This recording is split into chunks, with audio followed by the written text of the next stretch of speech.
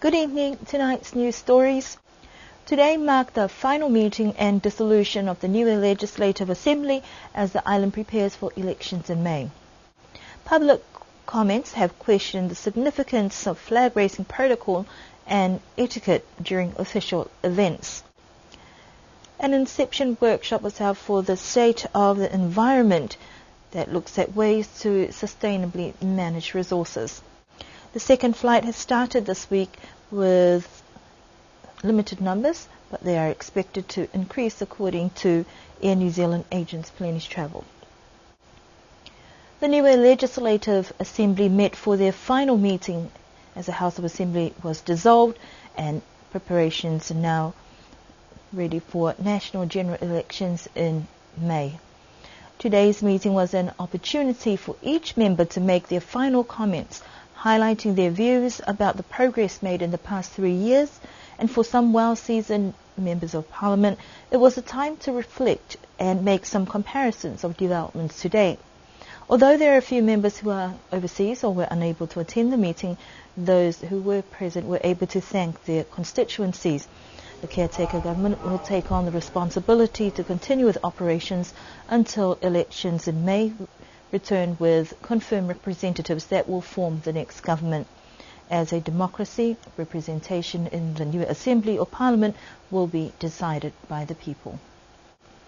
Flag-raising protocols and etiquette has been a topic of public discussion following a number of recent events for Niuean communities in Niue and abroad.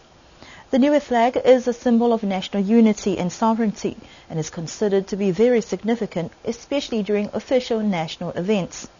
The flags raised during the Premier's investiture last week was folded, and once hoisted to the top it was flicked open. Often we see this level of respect shown at Anzac dawn parades. Meanwhile, on national flag-raising days, the flag would normally be open and hoisted. But it seems that the way flags are raised at official government ceremonies is dependent on these or those organising the event. In some countries, they legislate the way that the flag is used, raised and disposed of, with hefty penalties for those who violate protocol, but that is not the case here in Niue.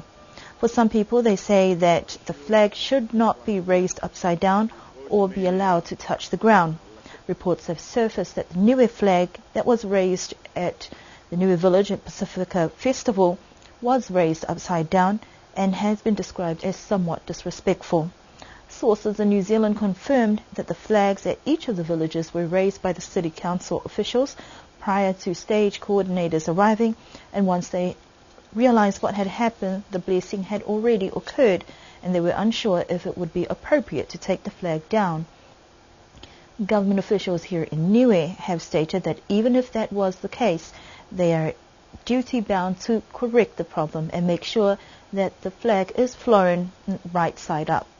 This has raised questions whether government should consider regulating protocols for the use of the Niue flag, especially at any formal and official settings.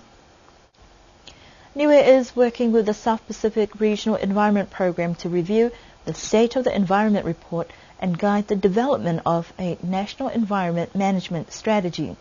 Key stakeholders were part of an inception workshop this week, facilitated by 2 experts from SPREP as part of capacity building and an overview of the work that SPREP does, as well as developing an understanding about the importance of the SOE report and the NEMS strategy. The State of Environment Report is like a health check for the environment. It's like going in for a physical. We look at things like coral reef cover, forest cover, the cleanliness for the water, fisheries, and the things that are going good, we say that's great, continue the good work, continue monitoring. And the things that are in trouble or could be doing better, we write a prescription, and that's what the NEMS is. The National Environment Management Strategy is the action plan for the next 5 years and how to address those parts of the environment that are suffering a little bit. The consultation with various government agencies and partners is necessary to review and update the report developed more than 20 years ago. This process was also prompted by a request from the Ministry of Natural Resources for SPREP assistance, similar to what has been done in a few of the other Pacific Islands. So back in 1992-93, all 14 independent countries of the Pacific did a NEMS and an SOE, and some of them have continued the process on their own without additional support. But now in 2013, we've started the process again. So Samoa, Fiji, Republic of Marshall Islands, and the Cook Islands have all done an SOE. And we're now working with Niue and Solomons and potentially Tonga this year to do the same thing. So it's a regional approach, but it's a little bit slow. It takes some time to pull all the different data together. The final product ends up being a maybe 200 and 250-page document, well illustrated so it's easy to read, but it's a substantial publication. So it takes about a year to do.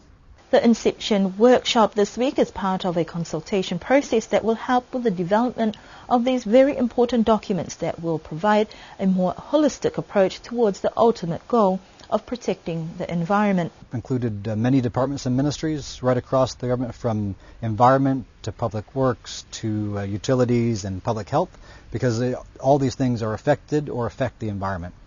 So this week we've collected a bunch of data that we're going to process and turn into trends so we can see the direction they're going. And the next step will be to start drafting the report and come back in maybe August and do a write shop with the relevant stakeholders so that we capture the expert information and knowledge in Niue in the national document. And we're hoping that the final product will be done perhaps at the end of the year in 2017.